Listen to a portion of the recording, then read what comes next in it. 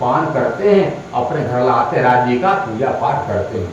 ये है जमुना जी का गंगा जी का वास्तुकता हरिद्वार की। जो गंगा जो है पन्ना जी में हरिद्वार की गंगा है। इस गंगा जी में जितना भी फैक्ट्री का नाला का पानी सब गंदा कर दिए और वो पानी शुद्ध है। इसलिए हम सब नहीं जानते थे, तो सुनिए ये है गंगा जी का प्रमाण। और देव भारत में कहा गया पद्मावती सरिता रूपा तुलसी वृक्षरूपिणी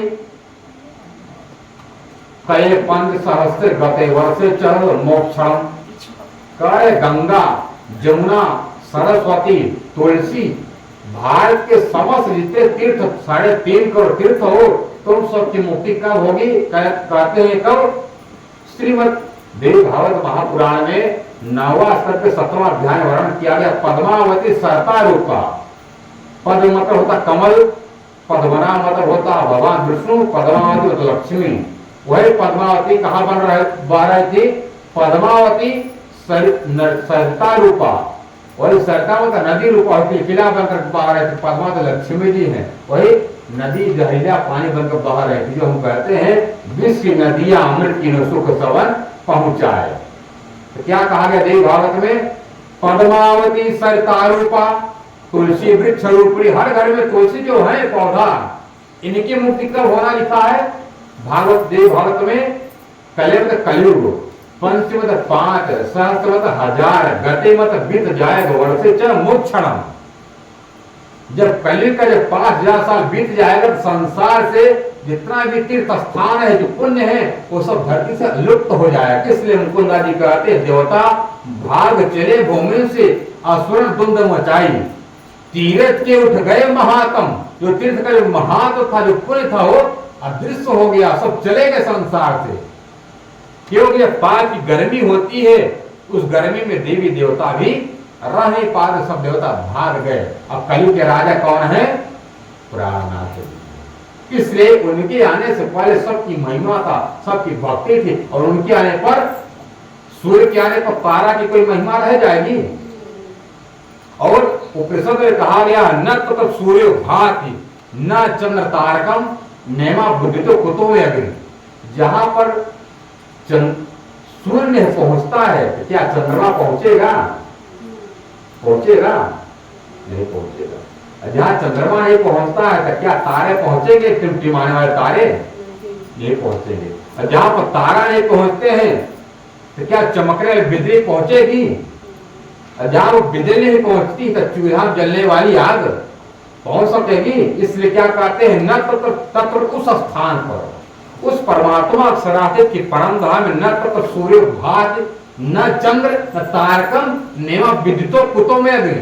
जहां पर सूर्य नहीं पहुंचता है, जहां पर चंद्रमा नहीं पहुंचता, जहां पर तारा नहीं पहुंचता है, जहां पर बिजली नहीं पहुंचती है, तो वहां पर चूल्हा में जलने वाली आग क्या औकात वहां पर पहुंच सके? इसलिए क्या कहता है चांद सूरज को गम नहीं पाओ आग को काम।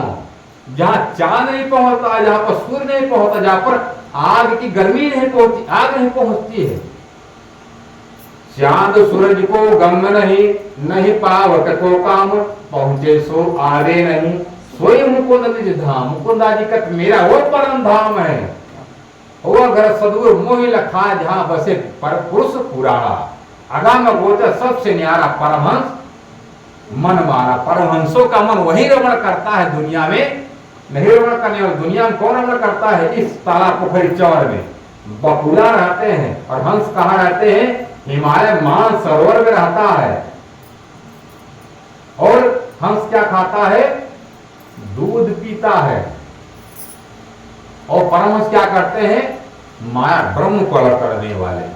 इसलिए दोनों का स्थान, तीनों का स्थान अलग अलग है, तीनों का भोजन अलग है, तीनों का भक्ति अलग है, तीनों को इष्ट देवता अलग है। गीता भगवान कहते हैं न तद्भासिते सूर्यो शशांको न पावका यद गत्वा निवर्तन्ते तद्धाम परमम मम। जहां पर सूर्य नहीं पहुंचता, जहां पर चंद्रमा नहीं पहुंचता है, जहां पर तारा नहीं पहुंचता, वहां पर मेरा प्रभु का स्थान है। वही हम अपने प्रीतम प्राणनाथ जी का हम जवाब सुनेंगे। अभी तक हम सबने क्या सुना?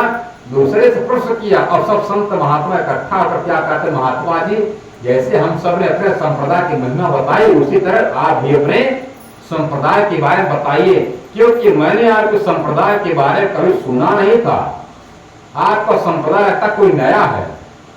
और किस संप्रदाय, आपके संप्रदाय के बारे में किस धर्म ग्रंथ में, किस शास्त्र में, किस पुराण में महिमा गाई गई है, और हमको उसका प्रमाण देकर हमको बताने की कृपा करें।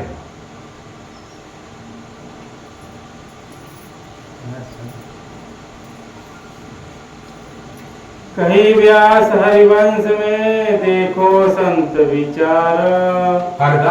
वेद व्यास जी ने क्या कहा था, जब राजा जनमेजय ने सर्पयज्ञ करवाया, सर्पयज्ञ में सब सर्प लगे जलने, उसी समय उनके बाबा दादा वेद व्यास जो भगवान के अवतार हैं, वो आए, कहते बेटा जनमेजय, जो तुम ये सर्पयज्ञ करा रहे, सर्प निर्दोष सांप मारे जा रहे हैं, गलती तो एक तक्षक की है, और तक्षक की भी गलती नहीं है। जो तुम्हारे जो पिता परीक्षित थे, वो महामुनि सुखदेव जी ने ऐसी कथा सुनाई थी कि वो उन्होंने कहा था तुम जब शरीर छोड़ दोगे राजा परीक्षित है, तब तुम्हारे मुर्दा शरीर पर सांप आकर काटेगा, डसेगा। तो तुम्हारे पिता शरीर छोड़ चुके थे, तब तुम्हारे पिता के मुर्दा शरीर पर सांप ने काटा, क्योंकि श्राप था। और सुखदेव जी ने श्राप को काट दिया। क्या कहते, जब तक मैं रहूंगा और सांप आएगा नहीं। और मेरी कथा का ऐसा प्रभाव है, जब तक तुम शरीर धारण किए रहोगे तो तुम्हारे हृदय में परमात्मा का शरीर छवि बसी रहेगी, तब तक वो सांप डसेगा नहीं। और मैं तुमको आखिरी बात बता रहा हूं, मैं जा रहा हूं तो परमात्मा कृष्ण जी को अपने हृदय बसा करके चिंता करना, जब शरीर छोड़ दोगे तो